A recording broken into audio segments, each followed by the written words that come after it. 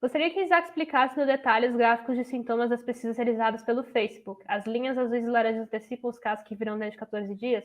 Isa, aproveita e explica para o pessoal o que é essa parceria que a gente está tendo aí com o pessoal do Facebook, para o pessoal ter uma ideia do tamanho que é esse projeto. Claro, com certeza. Isso aí é muito legal. Enquanto eu vou abrindo aqui, eu já vou falando para vocês aqui. Eu vou deixar o gráfico na tela. O que acontece? Isso uma iniciativa, né, chamada Data for Good, né, Data for Good, que é uma iniciativa Dados para o Bem, que a Universidade de Maryland fez essa pesquisa em conjunto com o Facebook para poder chegar nas pessoas. Então, o Facebook é como se fosse a porta, né, onde as pessoas podem ser angariadas para poder responder essa pesquisa, e a universidade fez essa metodologia. Nessa pesquisa tem muitas perguntas relativas à pandemia, várias perguntas de tudo que é tipo de área relativas à pandemia, para ver se a gente consegue entender. Só que lá no meio dessa pesquisa tem uma pergunta que é assim: você está sentindo sintomas? Se sim, quais? E aí tem vários sintomas pré-marcados, tudo que é tipo, e também desde quando que tu está sentindo esses sintomas, né? Então a pessoa vai lá e marca, tô com esse. Se ela marca aquele kit que é febre, tosse, falta de ar, né, aquela tríade, ele é classificado como doença estilo COVID, que eles chamam de COVID-like illness, que é doença estilo COVID. E isso entra, e aí também tem aquela pergunta, desde quando, né? Então a pessoa vai lá e responde assim, tô desde dia 23 de maio. Daí ele já vai entrar no dado como que desde o dia 23 de maio, um respondente da pesquisa disse que estava com esses sintomas estilo COVID. E aí a gente pega isso, esse dado entra muito rápido. Conforme a gente falou antes ali, né, que a gente estava falando sobre a demora, a gente sabe que tem o atraso de notificação, o atraso burocrático. Nesse caso, é meio que praticamente instantâneo. É pegar os respondentes da pesquisa, ver se está tudo certinho, botar no banco de dados. Então, a gente lá, 2 dias, a gente já tem o dado. Então, se a gente pega isso e começa a analisar, a gente começa a perceber aqui, vou pegar tem tudo que é estados aqui nesse gráfico, né, que é o gráfico que a gente usa. Vou pegar o Rio Grande do Sul aqui, por exemplo. Então, o que é? Essas barras azuis são os casos notificados pelo Ministério da Saúde, e essas linhas são os dados de respondentes da pesquisa. Por que tem duas linhas? Simplesmente porque, como é um dado que oscila muito, pessoas que respondem, tem dias que porque a pessoa não é obrigada a responder a pesquisa, ela pode receber a pesquisa e dizer, hoje não, e cancelar. Então, vai ter dias que vai ter mais pessoas, menos pessoas, então isso dá uma oscilada. Então, essa linha azul escura, aqui mais escura, ela é uma linha da média de 7 dias. Então, dá para ver que ela tem esses picos, esses vales, essas osciladas. E a linha laranja é a média móvel de 14 dias. Então, eu pego 14 dias de respondentes e faço a média. Então, ela vai fazer o quê? Ela vai suavizar a linha, para eu conseguir entender mais facilmente um aumento ou uma queda. E onde é que entra isso? Aqui nesse ponto, por exemplo, dá para ver, aqui a gente consegue ver que teve uma queda na linha azul, e a gente poderia pensar que talvez fosse uma queda, mas nada a ver, uma oscilação, e a gente consegue perceber que era uma oscilação, porque na linha laranja ela continua naquela tendência de aumento.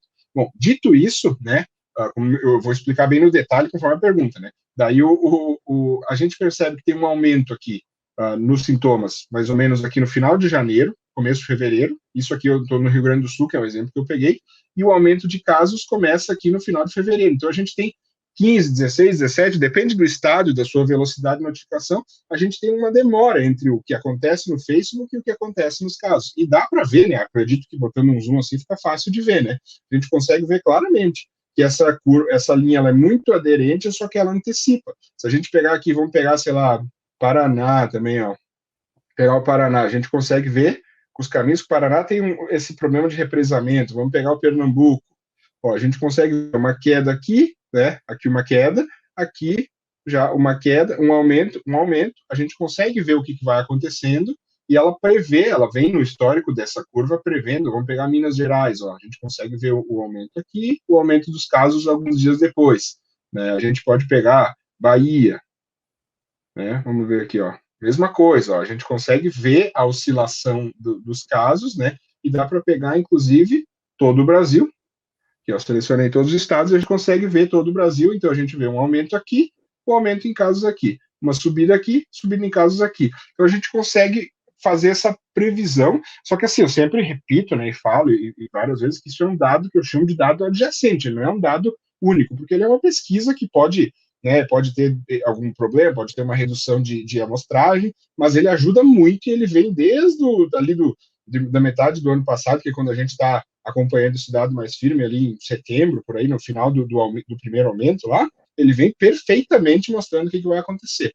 E dito isso, um dos alertas que a gente deu, né, enquanto rede de análise Covid-19 lá no Twitter, é justamente porque olha o que aconteceu nos últimos dias com essa linha de sintomas. Né? A gente torce, é o que a Mel falou antes, a gente torce para estar errado, tomara que seja um erro nosso, um erro de alguma coisa, que diga, mas percebam, né, tá tendo um aumento, e se a gente pegar estado a estado aqui, tem alguns que infelizmente não têm a amostragem suficiente, mas ó, se a gente pegar o Amazonas, ó, a gente percebe perfeitamente o aumento nos sintomas primeiro, depois o aumento nos casos, aí cai os sintomas, daí cai os casos, aí o que está acontecendo agora nos últimos dias? Um salto absurdo de pessoas reportando sintomas, né? Então a gente pega aqui Goiás, um salto absurdo, Maranhão, um salto absurdo de pessoas, e assim vai, né? Posso ficar aqui o tempo todo. Então, o que é o principal aqui que a gente tem que ver? Esses dados, eles nos ajudam a prever, e eles são mais um dos dados que corroboram, mas, conforme mostrei antes, a gente já está em reversão de tendência de notificação de casos desde a metade de abril.